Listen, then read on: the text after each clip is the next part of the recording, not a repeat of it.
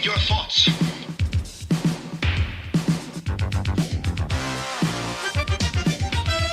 From the future.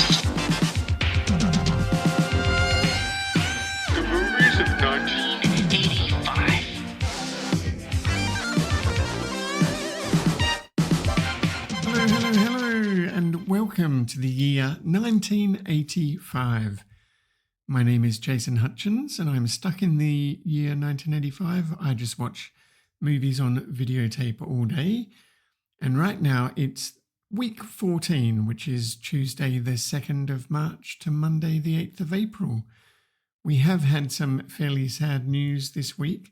Val Kilmer has passed away. He was an actor known for roles in Top Gun, the Doors movie, True Romance, Tombstone, Heat, Kiss Kiss Bang Bang, one of the Batman movies, and of course a movie from 1985 as well. But I've spent today watching Top Secret, a movie from 1984 from the people who made Flying High, known as Aeroplane in America, and I think Police Squad and a bunch of other movies.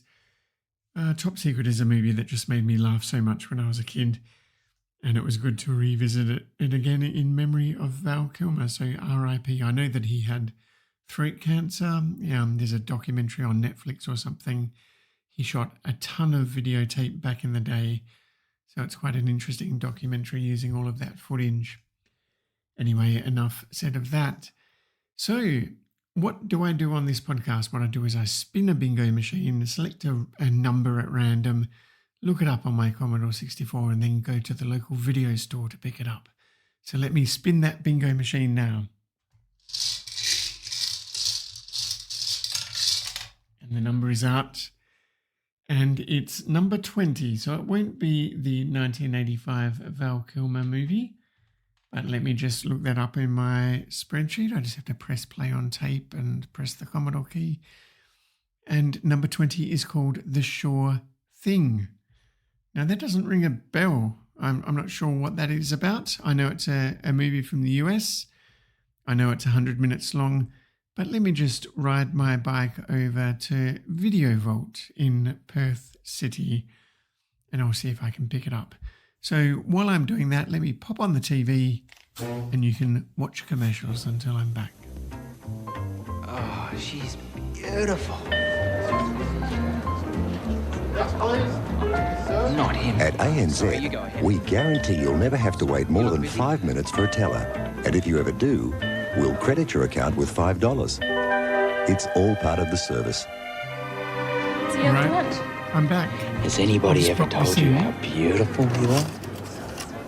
And ANZ, pause better service by all accounts. before the movie starts. And, well, banks giving you money. Who would have thunk? The 80s was a different place, wasn't it? So I'm back from Video Vault in Perth with The Sure Thing, which looks very 80s. It's got that stylized handwriting in a slanted font on the cover. And there's a picture of a bikini model sitting on a beach looking out to the ocean. Underneath that, it says Rob Reiner's new romantic comedy now. I like a bit of Rob Reiner, a bit of Spinal Tap or Princess Bride. So that's good news. Underneath this bikini model, there's John Cusack. Now, when I was in high school, I was told that I looked a little bit like Mr. John Cusack. And behind him, there's a very sort of stuck-up looking girl in a knitted top, like a turtleneck sweater. I'm guessing there's a link between both of the women on the cover. There's a quote by Kevin Thomas at the LA Times saying, "At last there's a movie about teenagers that's fun, even if you're way past 21. Switching over to the back. So I'm just thinking, what does the font look like? It looks like cocktail or, it is a very 80s look.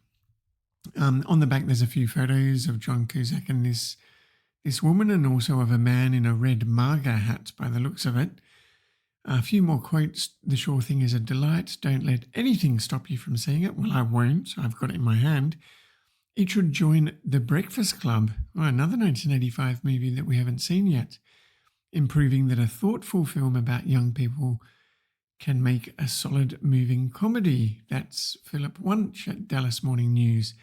And the little synopsis there: meet Walker Gibson, John Cusack, a highly spirited, spontaneous young guy and self-proclaimed junk food addict.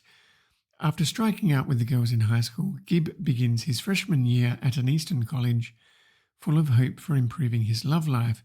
Enter Alison Bradbury, Daphne Zuniga, prim and proper, well-organised and extremely annoyed by Gib. The two end up accidentally sharing a ride to California during their Christmas break. Bit of a road trip. Alison to visit her preppy boyfriend at UCLA and Gib to visit his best friend, who has assured him of a good time with a guaranteed sure thing.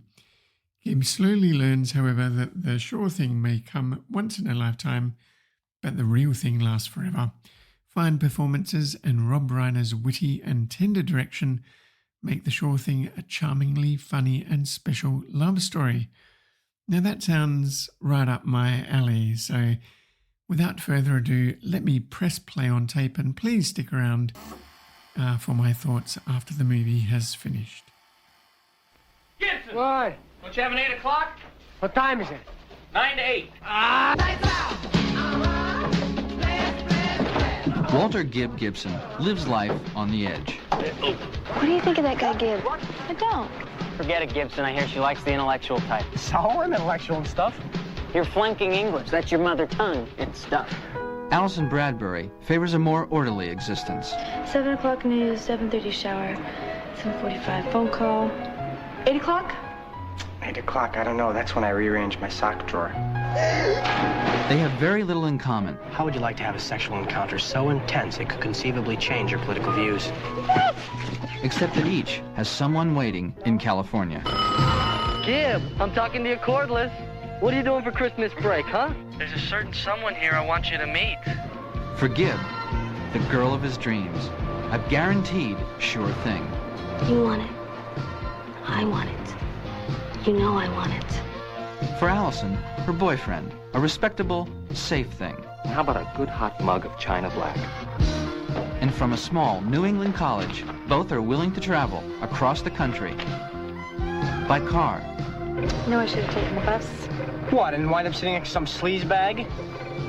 Some sleazebag you don't know? By foot. By truck. So what's in California? Girl, it's supposed to be a sure thing. A sure thing, no questions asked, no strings attached. No guilt involved. A sure thing. Together, they must overcome enthusiastic travel companions. Hi, welcome aboard. I'm Marianne Webster. And I'm Gary Cooper, but not the Gary Cooper that's dead. Hop in. Personality conflicts. Middle of nowhere, it's cold, there's no cars, you stay and hitch. You're gonna walk? It's almost 20 miles. And don't follow me. And Mother Nature. I have a credit card. I have a credit card. Oh. My dad told me specifically I can only use it in case of an emergency. Well, maybe one will come up. But adversity often has a way of making strange bedfellows. I won't try anything, I swear. I trust you.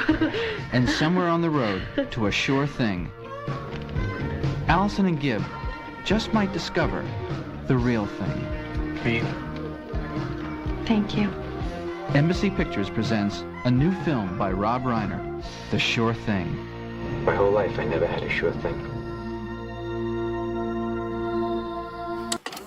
Yeah, not a great movie. I would say this is a 2.5 from me, which would probably put it in the cactus category rather than the Mintox category. It is a Rob Reiner film, and he did have a good run there because in 1984 it was This Is Spinal Tap, and 1986 Stand By Me, 1987 was The Princess Bride, but this one was a bit of a fumble. 1985 The Sure Thing. I didn't find it super funny.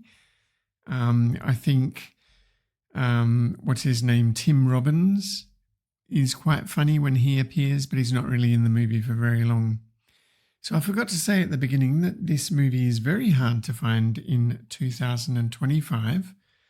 It's not available on streaming at all in Australia. You might have to get it by some nefarious means. Of course, in 1985, I rented it. Let me just set the scene by running through the first 30 minutes.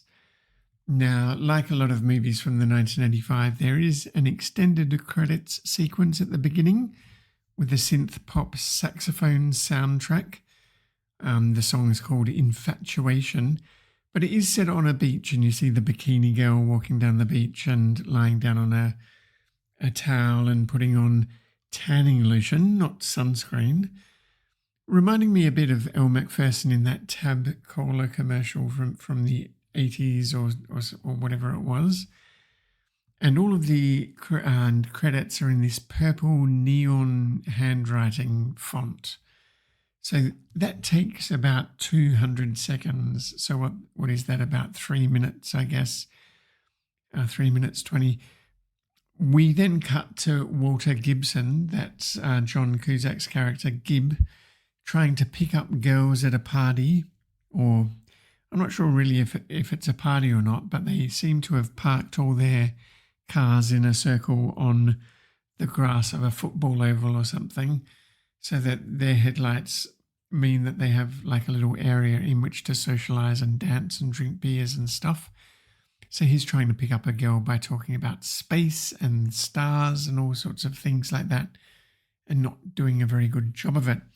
His friend Lance turns up. Now, he is played by the actor who plays Goose in Top Gun, and also the guy in, what's it called, Revenge of the Nerds. So that's a bit of a link to Val Kilmer, the Top Gun link. So this guy throws him a beer and they talk about the end of high school. So I guess their high school has ended. They're talking about going to college. Lance is going to California. Walter's going to New England. And then we crossfade and Walter Gibson, he's on the campus of his New England college. And there's a voiceover of him reading a letter to his friend Lance, telling him how great things are going, but then sort of saying, no, actually none of that's true, and things are going terribly. Now, he's sitting next to this girl, Alison, in his English class. She's sort of snooty, a bit of a goody two-shoes, and Gib is, sort of crashing out of his English class, I suppose, not doing a very good job of it. Now, as he's in class, he opens a letter sent to him from his friend Lance in California with a photo of this bikini girl that we saw over the beginning credits, saying that this is a photo of the ugliest girl in California. So Lance is obviously trying to get his mate to come over and party with him in California. His teacher in the English class snaps him out of this reverie and gives him a bashing or verbal bashing, because he submitted an English paper that was filled with misspellings and grammatical errors. And not only that, it was stained with pepperoni from a pizza. So he's obviously not trying very hard in college. But she then also gives Alison, the girl sitting next to him, a slamming for her paper, saying that although she expresses her ideas very clearly, it's just too dry. She's got, there's not enough of her in it. She's got to go out there and experience life and have fun. Eat food that's bad for you. Have a conversation with someone who doesn't wear colour-coordinated clothes. Make love in a hammock. And it turns out that Alison is just taking all this down as if it's homework, So she really is a square. So Alison and Gibbs, they sort of come from two different worlds. They hang out with two different friend groups. Alison is acing all her classes and Gib is flunking all of his classes. So it gets to a point where he tries to convince her to help him with his English class. She eventually agrees after he follows her to the swimming pool, and while she swims laps, he ends up falling into the pool. None of this is super funny, and it's dragging on so much. So then it's Friday night. we see Gib in his dorm room on Friday night. People are drinking beers and partying. He's got a Spinal Tap poster on his wardrobe, which I think is quite funny. And his roommate is writing a letter to Playboy magazine, just writing one of these fictional letters of, you're not going to believe what happened to me. So anyway, he goes to Alison's room, who's talking to her boyfriend on the phone. Her boyfriend also is in a college in California, like Lance Gibbs' friend is. That will come back to us soon. So they end up on the roof of the library after their study session doesn't last too very long, because Gib is bored on a Friday night.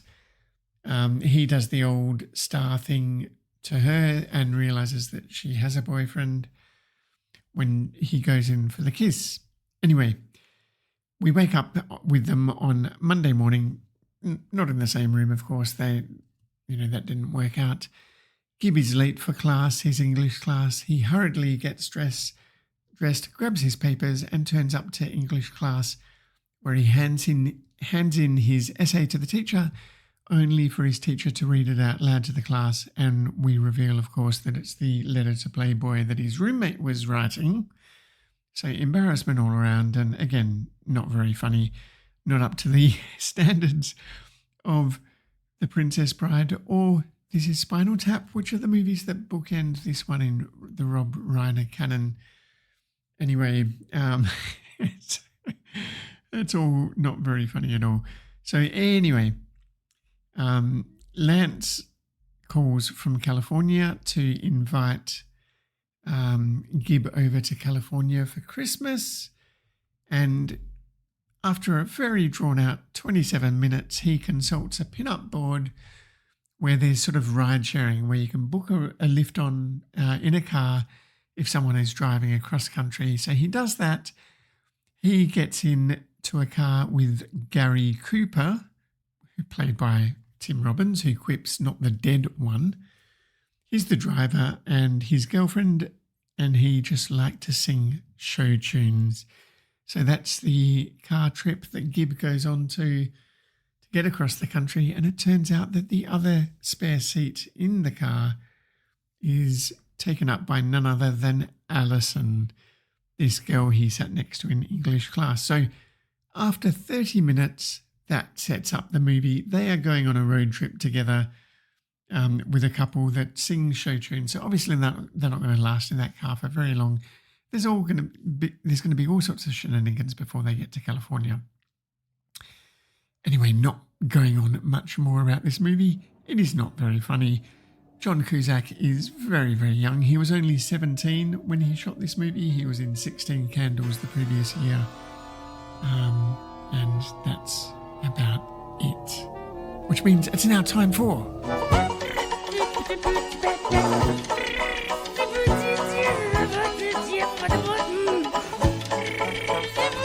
I'm driving along and I'm just singing my song. I'm in a news-free zone.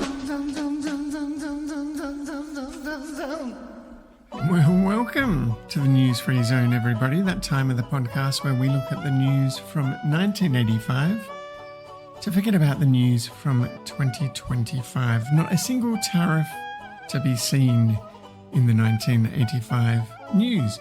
So this week in 1985, the film Lady Hawk was released. We, of course, have already seen that in the podcast. Now, this fantasy film bombed quite a bit when it was released, but it gained a cult following in the years to follow. Also, We Are the World, which we saw the recording of that a few weeks ago, that actually reached number 1 on the Billboard Hot 100 chart in America. That song was recorded to raise funds for famine relief in Africa. And Bill Gates, now this is news from 2025, Bill Gates is celebrating Microsoft's 50th anniversary this week in 2025, which means it was Microsoft's 10th anniversary in the year 1985. So there you go. Now over on Usenet, in net.ai, I was very interested to see that someone was asking about a language called Paralog, which I'd never heard of, but it's parallel Prologue. No, it's not that exciting, is it? But Parallel Prologue. Prologue is an AI programming language that I used a little bit when I was in university myself. In Net.Books, someone mentioned The Colour of Magic as being a very funny book that was published in 1983, Terry Pratchett's first book in the Discworld series. And also someone was talking about the much anticipated next book from Stephen King, which has the title of It and is due to come out in 1986. It is a book that I really loved when I was younger. On net.general, a user by the name of Adam Beslove, that's Beslove, he posted, "My last name is Beslove, and I believe I am the last fertile male in my line.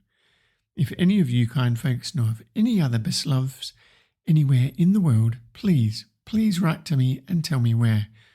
So this guy is orphaned from his family name. Isn't that crazy?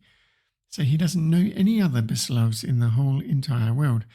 Now I thought, of course, these days you would search the internet and there'd be thousands of Besloves. But lo and behold, I tried searching the internet and the only name that came up was Adam Beslove, who I believe is this very same guy. And he apparently has had a daughter. But, of course, his daughter may not take on the family name, so his family name may still die out. Now, it's very funny because it turns out that the search result was he was interviewed on a podcast. And the little blurb says that Adam Beslove is a guy who's always been very decisive of what he wants to do. Throughout his professional life, he has never stayed in any line of work longer than he wanted. I'm not sure how decisive that makes him. So he's actually pivoted from network infrastructure, which might have been what he was doing. Actually, in 1985, he was still at university, that's right. Pivoting from network infrastructure to real estate and then on to pet food, which is an interesting career, isn't it? So he's now a stay-at-home dad. And you can listen to him on the Splish Splash podcast, which might be about stay-at-home dads, I'm not sure. Anyway, that's quite funny, I thought. A bit of a tangent. I didn't realise that, if you can't find anyone from your family in 1985, surely you could find them in 2025. Anyway, over on net.micro, there's lots of discussion about the GNU Manifesto, Richard Stallman's document. Now, that was published in Dr. Dobbs back in March, and I think we mentioned it on the podcast then. But I think it's been electronically posted since then, so there's been a lot of discussion about it. Some people are pro, some people are very, very skeptical. I'd say most people are skeptical, saying that free software and GNU software will always be very low quality. It will never dominate the market. Many people called Richard Stallman a communist. And it's so funny that these days the entire world's economy is basically driven by those ideals because GNU software is everywhere, isn't it, on servers that run the world. Now, Brad Templeton, which is a name that people might recognize because he was the chair of the Electronic Frontier Foundation and a very early adopter and pusher of Usenet, he was very, very anti-GNU. So over on net.movies, there's a lot of people reviewing The Purple Rose of Cairo, which we talked about the other week. A lot of people giving it 5 stars, saying it's one of the most entertaining movies they've seen for a long time. It's good to have Woody Allen back in top form. But there were some negative reviews as well, so it was quite polarizing. People loved it or hated it. Now, speaking of hate, there was a lot of hate for USA for Africa over on net.music now that it's gone number 1. Saying that why don't these rich recording artists just donate money themselves instead of getting us all to donate money on their behalves? And why did they just go and copy what they did in the UK at Christmas time last year with Do You Know That Christmas? I was also quite happy to see on net.music that a Grateful Dead news group has been created, not because I like the Grateful Dead, but because all that people talk about on net.music is how much they love the Grateful Dead. And now they can go and talk about all that in their own little community that I can unsubscribe to. And I won't mention all of the little April Fool's Day jokes that have been trickling through left over from last week. None of them are very good. And I think that's all the news from 1985 and from Usenet for this week. So let's bring on the electronic tom-toms. And until next week, don't forget to rewind.